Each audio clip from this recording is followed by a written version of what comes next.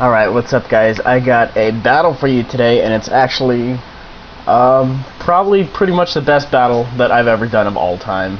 Like, they walked into every single prediction. It's from a board. Yeah, I'll plug in an annotation probably right there or something. But they have a new segment of their board called /VP. So I decided to go over there. It just opened up yesterday, and I was like, why don't I get a match off of there? We'll see how good these people are. And I got a decent match, like the guy EVs and everything. But I outplay him at nearly every move possible. Like, I didn't even think I could ever play like this. Like, I feel fantastic. Like, it was amazing. So let's go ahead and play it back right now. Alright, so Kangaskhan really gets to shine here because she does exactly what she's born for. Anti-lead for Azelf. So I go for the fake out instead, and it scares it off to Togekiss. So fake out takes off about half health. I was really expecting it to stay in and try and rocks, but whatever. A fake out hits everything, so that's fine. So I go for double edge, expecting, T-Wave or something. But I thought Togekiss was faster. Someone told me it wasn't, even though I thought it was, so whatever. I hit it with double edge, and Thunder Wave does come into play, but I'm not too worried about it because it thinks it's gonna flinch hacks me to death, and I can just sucker punch it, which I do. And it takes it out, so that's a clean kill right there. So that's one down with an NU. I'm showing these people who's boss, I guess.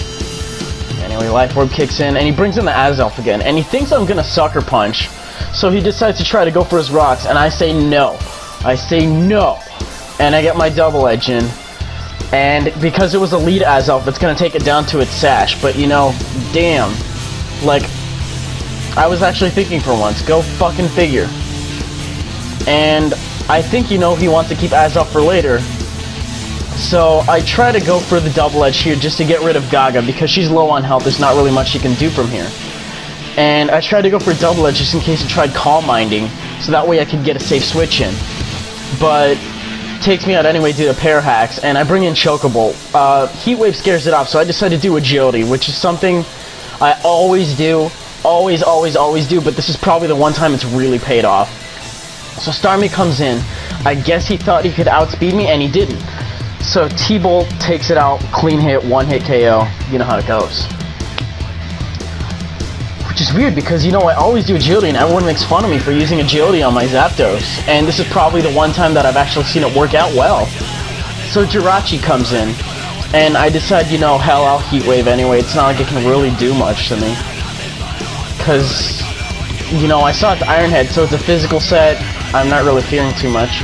Ice Punch is going to do a lot more damage than I wanted it to. But it's not going to take me out, thankfully.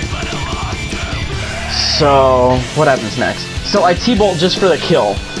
Because it's low on health anyway, and if he tries to switch into something else, I'll actually get some decent damage in.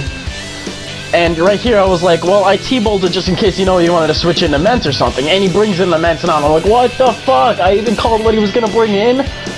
What the hell? So, I use T-Bolt on it. It takes out a really big chunk off of it. Like, I guess the special defense IV is really low, because that hurt a lot. And, Draco Meteor decides to hit. I mean, if it missed, that would have been rather fortunate, but, hey, we can't get all the luck. So, Chocobolt's out. Now, I have a couple options I can do here. It's got Life Orb. So, I figured, I'd Ice Beam, and I thought at this point I already took out all the Pokemon for some reason, but there's like 3 left. So, I went in for Ice Beam.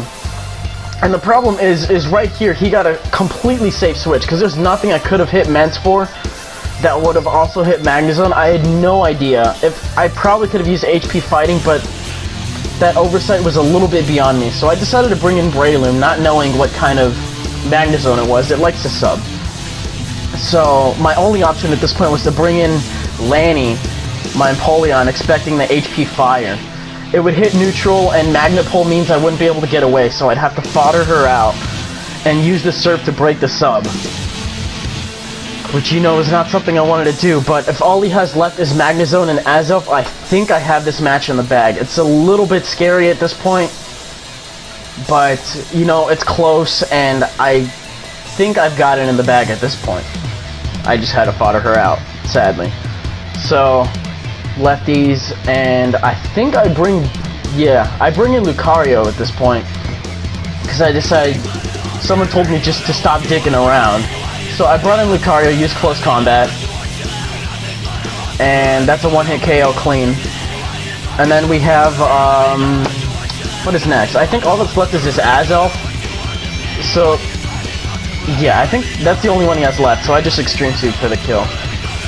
And you know, it's really weird that I played like that. I never play that good. Like, I know I played decent, but I actually played really well. And I think the only way I could have had a more steady chance, the only way I could have ever possibly played any better than that is if I decided to use HP on Porygon, because Salamence did have a little bit left. But I didn't know what his last one was. I didn't know if it was a ghost or what it wanted to do. So there's no way I could have saw that coming. But, well, yeah, there's the match. It was actually really good. I'm probably going to fight some more guys from that board, and we'll go from there. So stay tuned.